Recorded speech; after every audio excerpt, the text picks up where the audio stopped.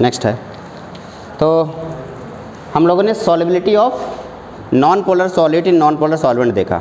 अगला टास्क है हमारा solubility of polar solute in polar solvent.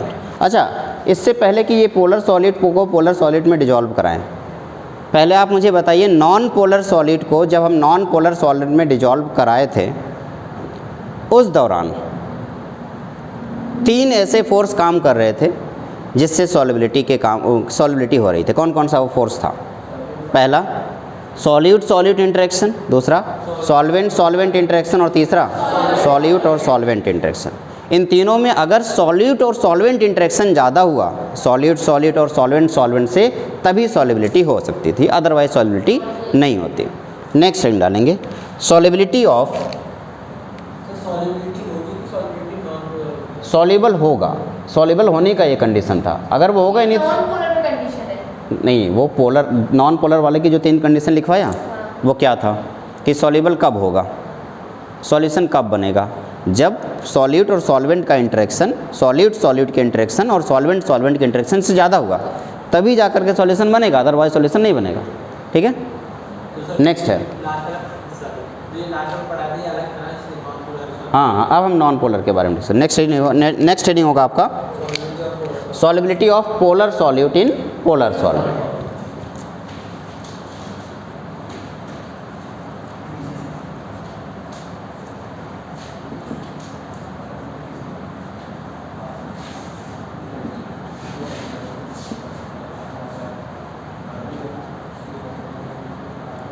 Okay, अगर हम पोलर सॉलिड को पोलर सॉल्वेंट में डिजॉल्व कराने की कोशिश कर रहे हैं तो कुछ बात को ध्यान देना होगा।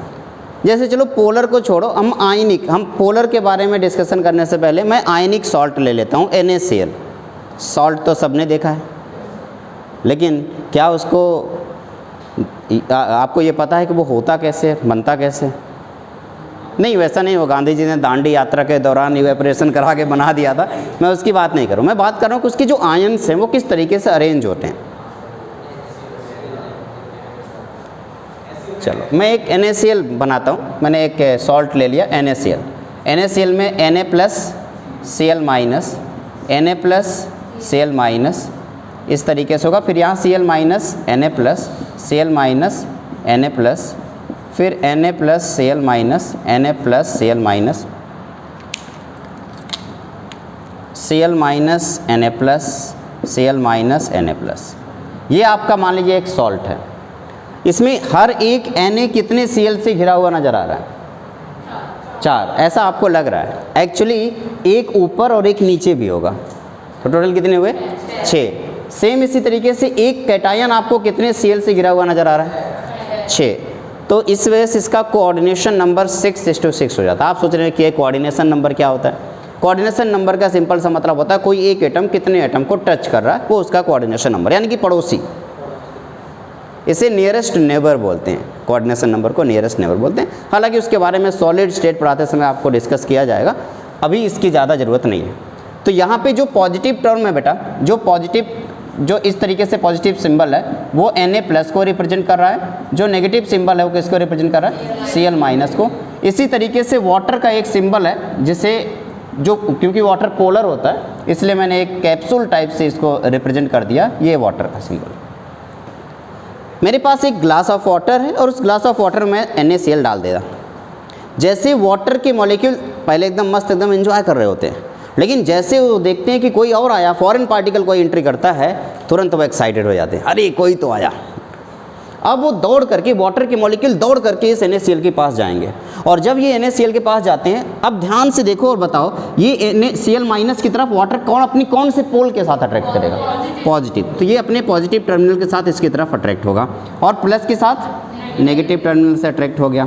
तो ये नेगेटिव टर्मिनल से यहाँ अट्रैक्ट हुआ है और पॉजिटिव टर्मिनल से यहाँ पे अट्रैक्ट हुआ है।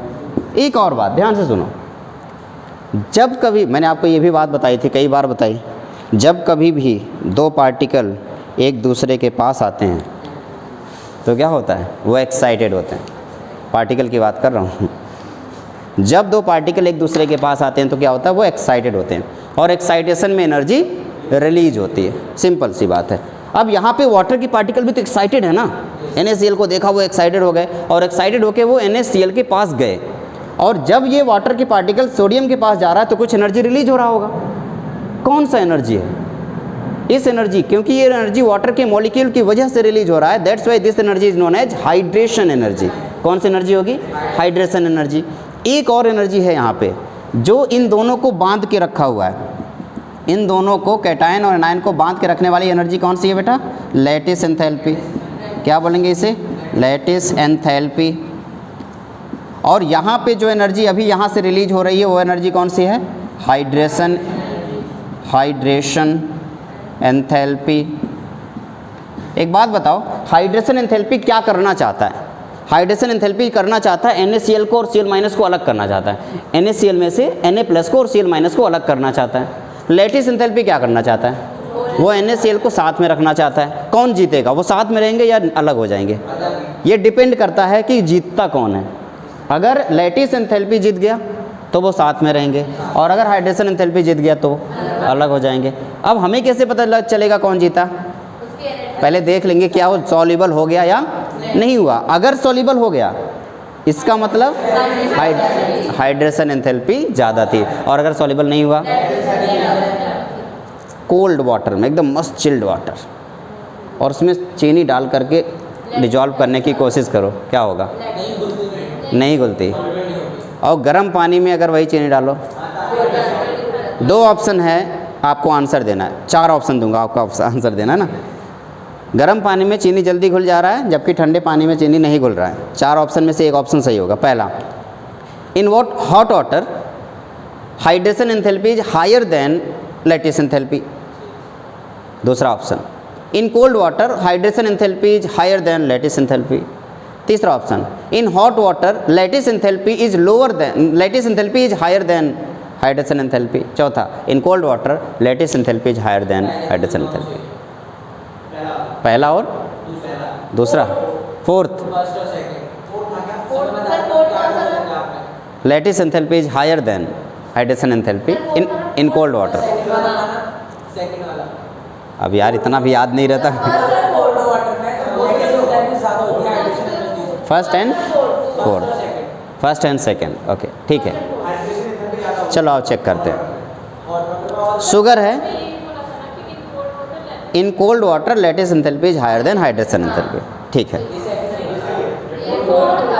ये फोर्थ है, चलो ठीक है। चलो तुम्हारे हिसाब से ये है, तुम्हारे हिसाब से ये सेकंड बोला था तो सेकंड ले लो, ये फोर्थ बोला तो फोर्थ ले लो, लेकिन ये तो गलत ही है। इसका रीज़न क्या है? शुगर की लैटिस एंथैल्पी चाहे ठंडे पानी में डालो चाहे गर्म पानी में डालो, उसके अंदर लैटिस एंथैल्पी थोड़ी बदल जाएगी भैया। शुगर के पार्टिकल जो एक दूसरे से, या सॉल्ट के जो पार्टिकल है वो एक दूसरे से जिस एनर्जी के साथ अट्रैक्टेड हैं वो तो वही है ना। वो तो बाहर रखा होगा तब भी वही एनर्जी है, अंदर डालो तब भी वही है, उससे क्या ही फर्क पड़ता। इसका मतलब मायने किस बात से रखता है? गर्म पानी में हाइड्रेशन एंथैल्पी ज़्यादा है और ठंडे पानी में कम। लैटिस एंथैल्पी का कोई कनेक्शन यहाँ पे नहीं है।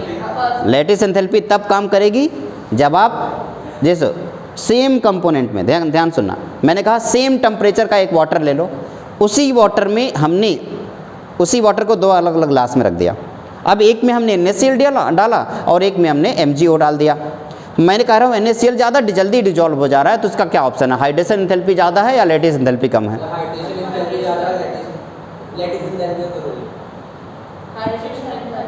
बताओ।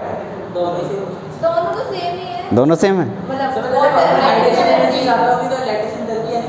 अच्छा, फिर से इसको समझो।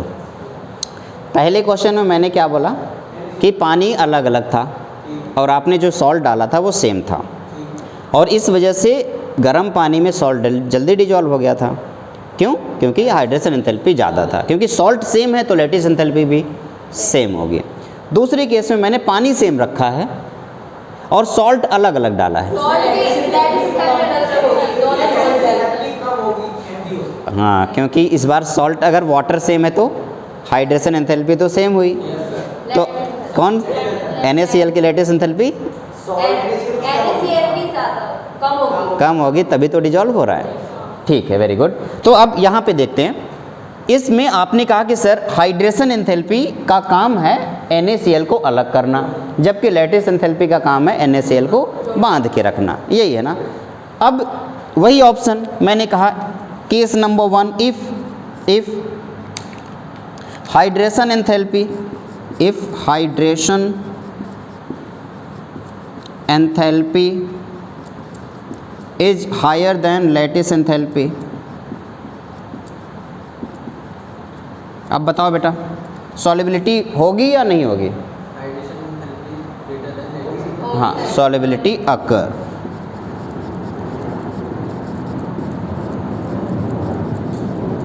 ठीक है, if lattice enthalpy is higher than hydration enthalpy. अब बताओ,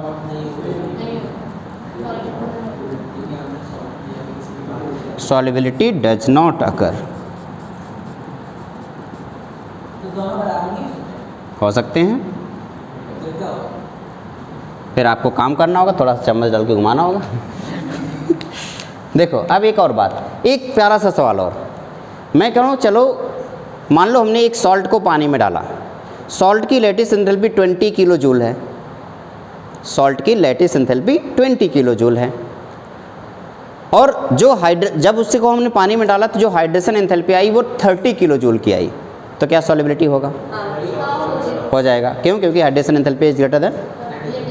दूसरा कंडीशन, भाई हाइड्रेशन एंथैल्पी के 30 किलो जूल में से, हाइड्रेशन एंथैल्पी के 30 किलो जूल में से 20 किलो जूल की एनर्जी तो यूज होगी लैटिस एंथैल्पी को तोड़ने के लिए, बाकी बचा 10 किलो जूल कहाँ जाएगा? बाकी मैंने क्या बोला, हाइड्रेशन एंथैल्पी है, हाइड्रेशन एंथैल्पी है। मैं कह रहा हूँ कि हाइड्रेशन एंथैल्पी 30 किलो जूल की थी और लैटिस एंथैल्पी 20 किलो जूल की थी, तो हाइड्रेशन एंथैल्पी का 20 किलो जूल तो लैटिस एंथैल्पी को तोड़ने में यूज हो गया, यही हुआ। तो हाइड्रेशन एंथैल्पी का 10 किलो जूल कहाँ गया? उसने Na के साथ वाटर में अलग मॉलिक्यूल बना रहा है, वो तो हुआ ही, उसी लिए तो 20 किलो जूल लगा है, उसी के लिए तो 20 किलो जूल यूज हुआ है। पानी में रहेगा, एनर्जी पानी में ही रह जाएगा। अच्छा मान लो अगर एनर्जी पानी में रह गया तो क्या होगा उस एनर्जी का? उस एनर्जी की वजह से क्या होगा? उसमें और मिल सकता है, टेम्परेचर इंक्रीज हो जाएगा। अगर जो 10 किलो जूल की एनर्जी बची है वो क्या करेगी? उस पूरे सिस्टम की, पूरे सॉल्यूशन के टेम्परेचर को इंक्रीज कर देगी, और आप कहोगे कि प्रोसेस के दौरान एनर्जी रिलीज हो रही है, और अगर प्रोसेस के दौरान एनर्जी रिलीज हो रही है तो प्रोसेस एक्जोथर्मिक या एंडोथर्मिक?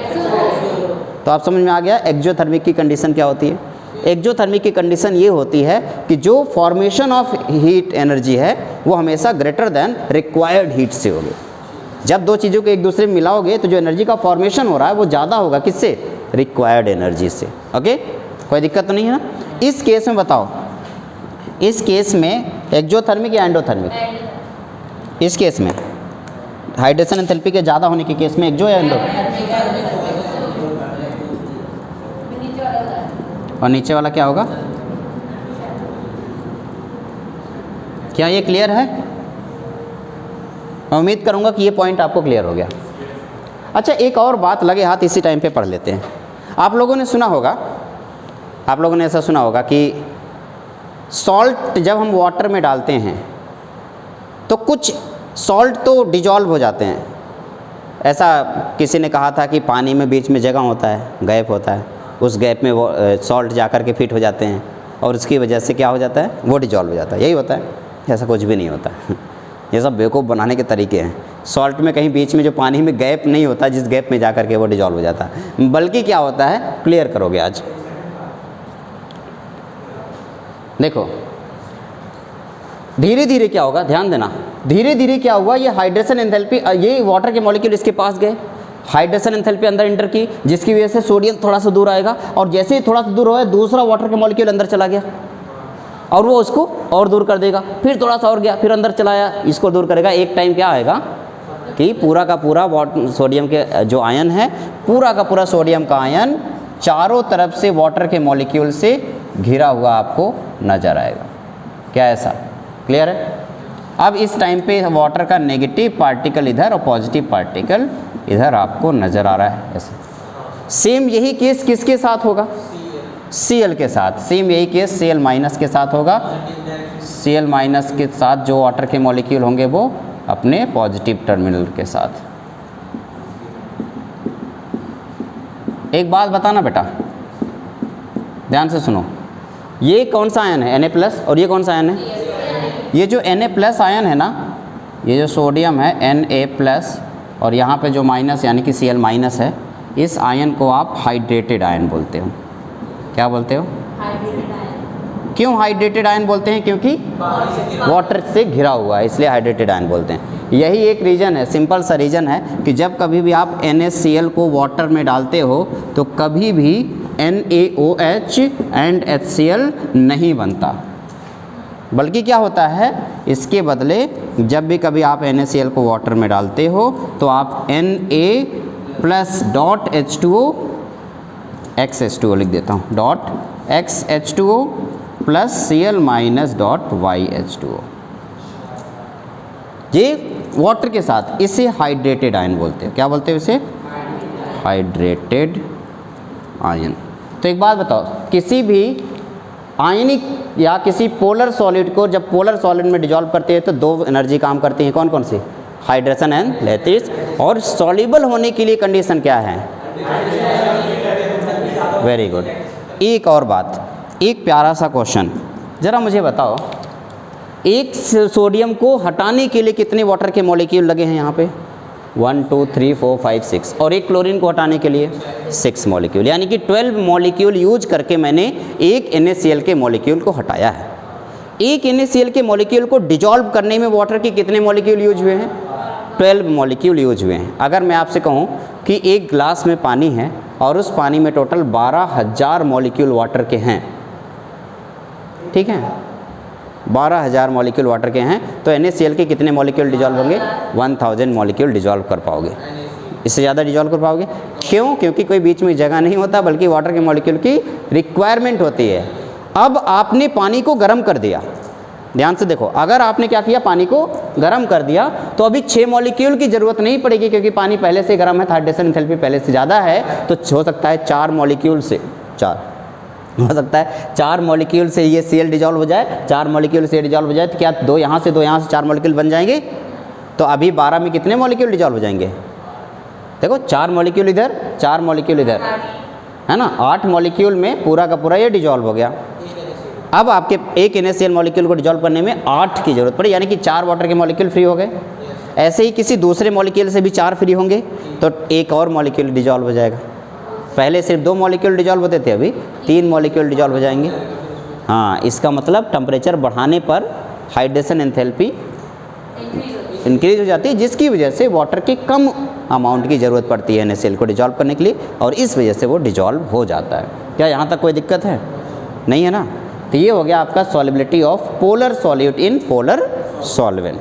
तो सॉल्युबिलिटी ऑफ नॉन पोलर को नॉन पोलर और सॉल्युबिलिटी ऑफ पोलर को पोलर में हमें डिजॉल्व करना सीख लिया। क्या बेटा? सॉल्वेंट और सॉल्यूट कौन सा फोर्स? इंटरेक्शन। देखो यहाँ पे सॉल्वेंट और सॉल्यूट, अभी ये देखो, ये जो फोर्स है ये सॉल्वेंट फोर्स है, कौन सा है? लैटिस। और ये क्या है? इसके अंदर जो है वो तो simple hydrogen bonding and van der Waals force होगा, और जब ये इसके पास आएगा तो हाइड्रेशन एंथैल्पी रिलीज होगी। तो हाइड्रेशन एंथैल्पी ज़्यादा होना चाहिए, क्योंकि सॉल्यूट और सॉल्वेंट का इंटरेक्शन ज़्यादा होना चाहिए ना, तो इसका मतलब हाइड्रेशन एंथैल्पी ज़्यादा होना चाहिए सॉल्युबिलिटी के लिए। क्या ये क्लियर हो गया? कोई दिक्कत परेशानी तो नहीं है? तो आपने पोलर को पोलर में डिजॉल्व कर लिया और नॉन पोलर को नॉन पोलर में डिजॉल्व कर लिया।